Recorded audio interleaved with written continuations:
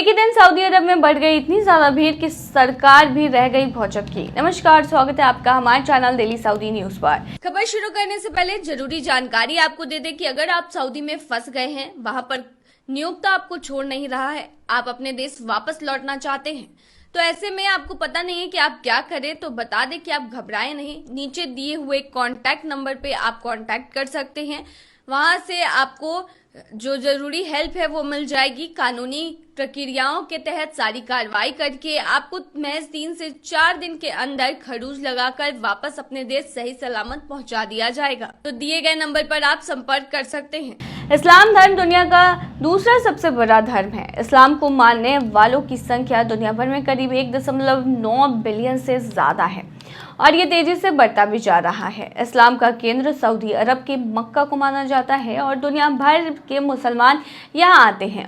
Islamic मान्यताओं के मुताबिक यहाँ साल में एक बार आकर लाखों मुसलमान हज करते हैं। इसके अलावा उम्रा करने के लिए पूरे साल मुसलमान यहाँ आते रहते हैं।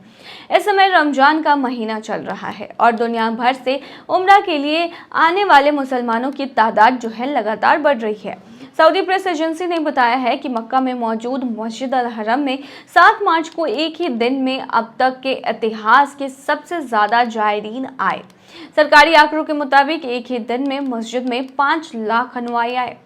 इस साल रमजान के मौके पर उम्रा करने आने वाले लोगों की संख्या में रिकॉर्ड इजाफा हो रहा है। उम्रा यात्रियों के इंतजाम में सुधार करने और तीर्थयात्रियों के प्रवाह का प्रबंधन करने के लिए प्रेसिडेंसी ने अत्याधुनिक निगरानी प्रणाली अपनाई है। इनमें ग्रैंड मस्जिद के मैन एंट्री गेट पर रीडर सेंसर शामिल है जो अंदर आने वाले लोगों की संख्या को ट्रैक करते हैं। इसके अलावा ज्यादा सटीकता के साथ कुछ हलचल वाले क्षेत्रों का पता लगाने और भीड़ भाड़ वाले क्षेत्रों को इंगित करने के लिए स्मार्ट कैमरे लगाए गए हैं। रमजान के दौरान भीड़ होने से किसी हेल्थ इमरजेंसी में पैरामेडिकल स्टाफ को जरूरतमंद के पास पहुंचने में कठिनाइयों का सामना करना पड़ता है। मदीना में मस्जिद अल नबी से इस परेशानी को दूर करने के लिए मक्का में हेल्थ इमरजेंसी स्कूटर चलाए गए हैं जिनमें किसी भी इमरजेंसी से जल्द ही मरीजों तक पहुंचा जा सके।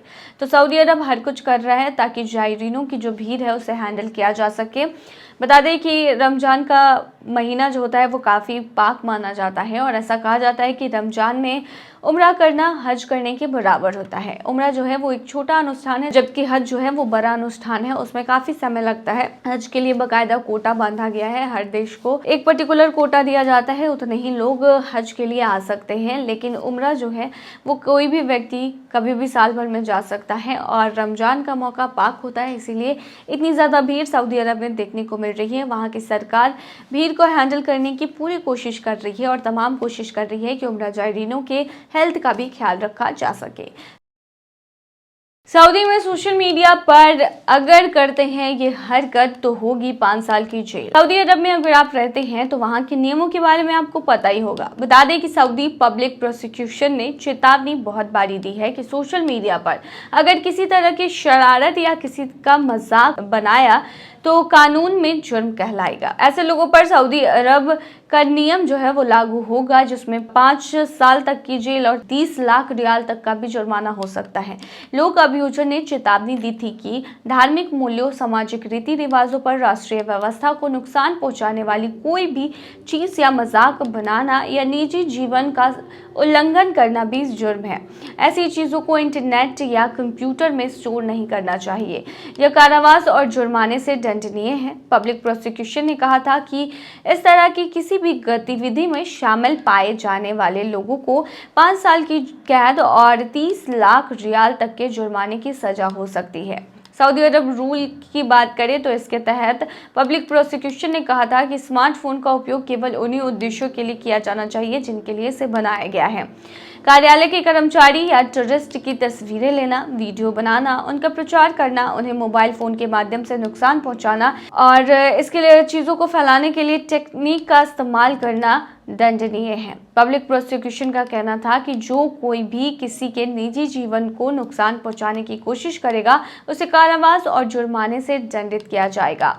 इसके अलावा सऊदी अरब रूल के अकॉर्डिंग कानूनी विशेषज्ञ जो है वो कहते हैं कि सोशल मीडिया पर ऐसी वीडियो क्लिप जारी करना कानूनी अपराध है जिसका मकसद किसी का मजाक उड़ाना हो, इससे बचना चाहिए। बता दें ऐसी पहले भी कई सारी खबरें जो हैं वो निकलकर सामने आई हैं जो ये चीज़ें बताती हैं कि अगर आप सऊदी अरब में रहते हैं और वहाँ के नियमों को तोड़ते हैं, सोशल मीडिया से भी जुड़े हुए नियम, तो कितनी कठोर सजा दी जाती है। ऐसा ही एक भारतीय के साथ हुआ था।